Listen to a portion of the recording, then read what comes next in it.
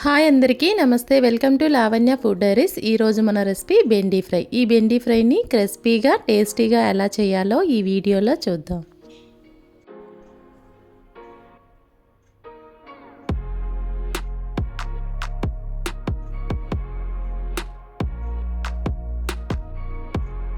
ఈ ఫ్రై కోసం నేను 150 గ్రామ్స్ బెండకాయలు తీసుకున్నాను. ఈ బెండకాయలని శుభ్రంగా కడిగి తీసుకోవాలి. ఇలా కడిగిన బెండకాయలని 4 పార్ట్స్ కింద కట్ చేసుకోవాలి, ముక్కలుగా కట్ చేసుకోవాలి.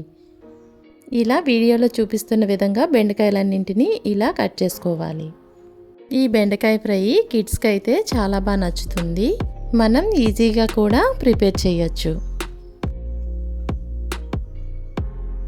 చూడండి, బెండకాయలన్నింటినీ ఇలా కట్ చేసుకోవాలి. ఇలా కట్ చేసుకున్న బెండకాయ ముక్కల్లోకి ఇప్పుడు 2 టేబుల్ స్పూన్స్ శనగపిండి వేసుకోవాలి.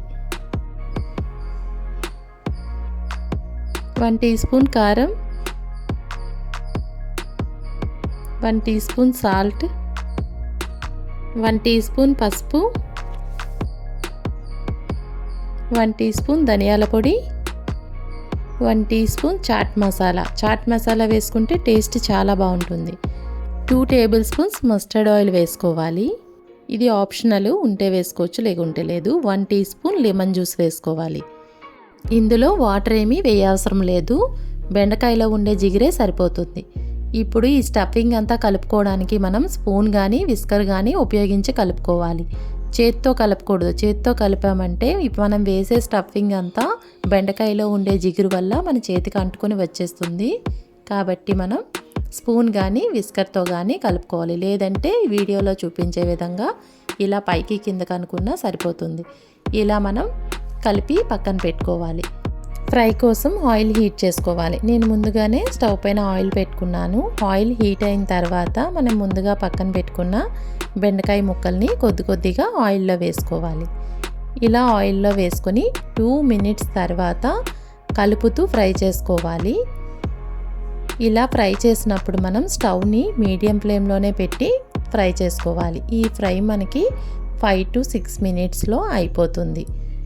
చాలా ఈజీగా టేస్టీగా కూడా ఉంటుందండి ఈ ఫ్రై అయితే. ఈ ఫ్రై మనం పప్పుతో కానీ రసంతో కానీ సర్వ్ చేసుకుంటే చాలా బాగుంటుంది. ఆయిల్ అంతా ఇలా కిందకి దిగాక ఆయిల్లో నుంచి పక్కకు తీసుకోవాలి. చూడండి, ఇలా గోల్డెన్ కలర్ వచ్చినంత వరకు మనం వీటిని ఫ్రై చేసుకోవాలి. ఇలా నేను 2 సెట్స్ కింద వేసుకున్నాను.